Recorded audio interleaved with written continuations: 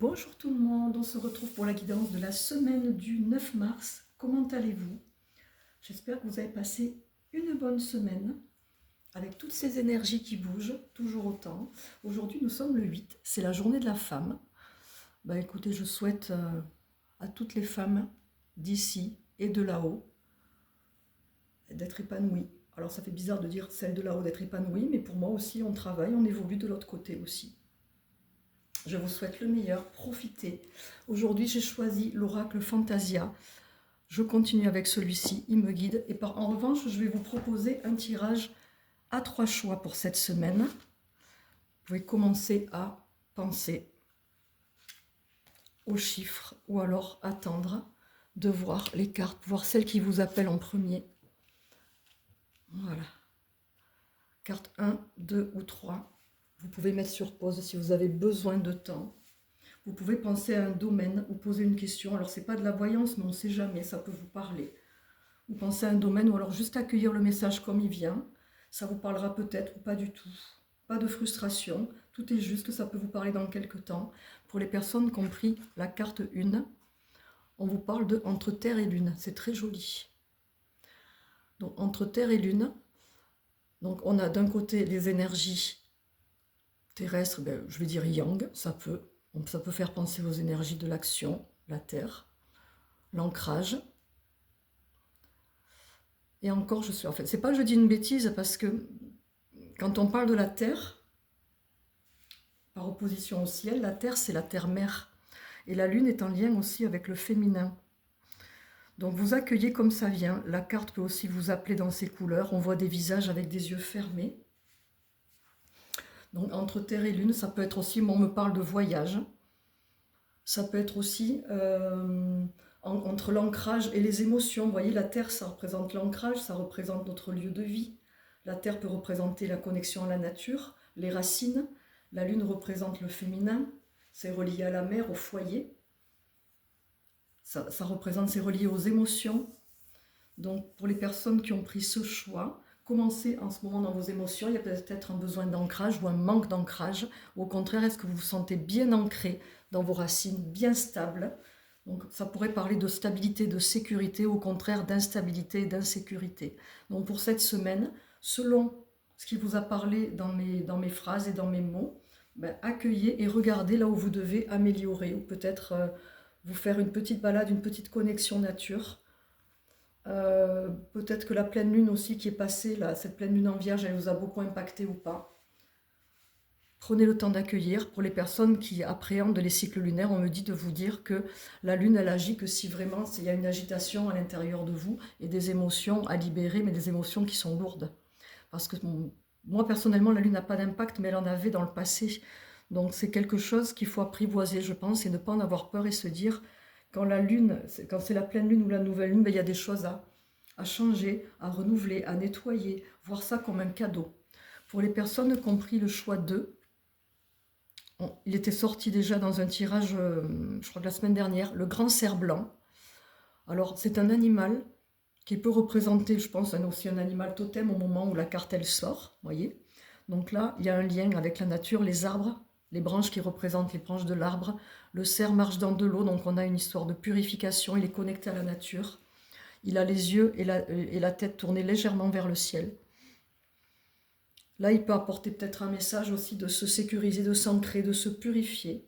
Ça parle de purification, de libération. Il y a pas mal de verdure autour. Le vert, c'est la guérison. Donc, on parle peut-être aussi de guérison.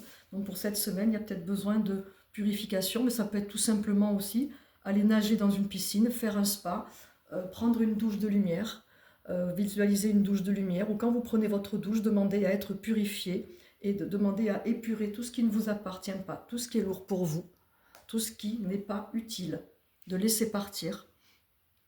Ça peut être aussi aller marcher dans de l'eau, comme ça, dans une petite rivière.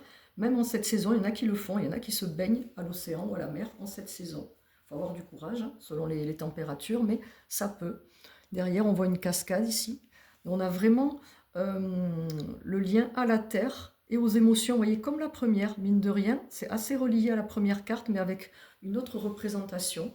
Donc là, on a l'impression qu'au niveau du collectif, et c'est même pas une impression, on me le confirme, hein, c'est important de se libérer de nos émotions parce que sur le plan mondial, ça bouge tellement, il y a tellement de choses pas évidentes à recevoir. D'ailleurs, on ne demande pas forcément de les recevoir, mais peut-être de vous détacher si c'est trop compliqué pour vous aussi.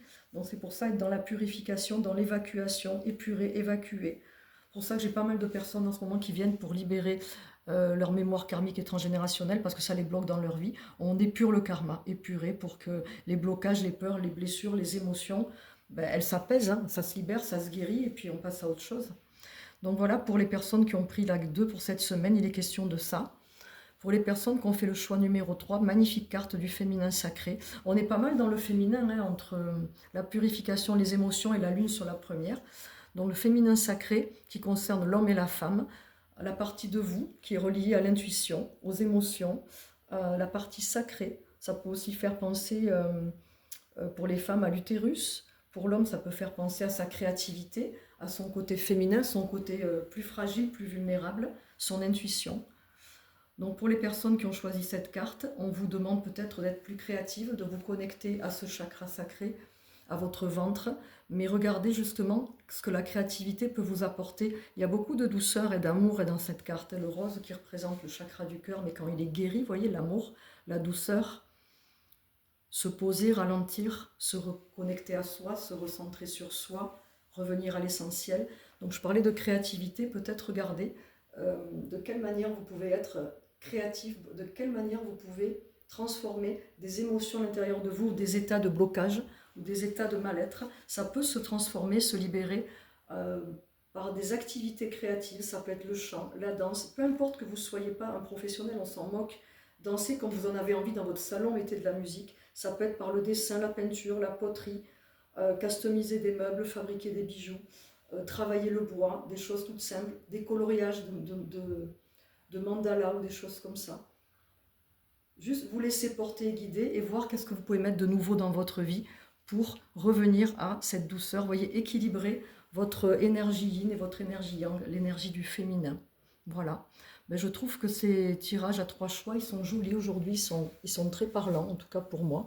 N'hésitez pas à faire des petits retours. Je vous souhaite une belle journée, une belle semaine.